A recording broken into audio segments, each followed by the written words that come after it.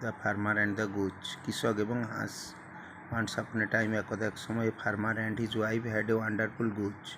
এক কৃষক এবং তার স্ত্রীর একটি অদ্ভুত হাঁস ছিল। It laid a golden egg every day. এটা প্রতিদিন একটা করে সোনার ডিম পাড়ত। They soon began to think. তারা শীঘ্রই ভাবতে শুরু করলো। They were not getting rich fast enough. তারা খুব দ্রুততার সহিত তারা ধনী হচ্ছে না। দে থট দ্যাট, তারা ভাবলো, there must be more golden eggs inside the goose. হাঁসটির পেটে অনেক সোনার ডিম রয়েছে। If they had take out all the golden eggs at a time, যদি তারা একসঙ্গে সমস্ত ডিমগুলোকে বের করে আনে, they would become rich very soon. তারা খুব শীঘ্রই ধনী হয়ে যাবে। So they plan to kill the goose. তারা হাঁসটাকে হত্যা করার জন্য প্ল্যান করলো। They cut the goose open. তারা হাঁসটাকে কেটে ফেললো। But they found no eggs inside the goose. হাঁসের পিঠে কোনো ডিমই পেল না।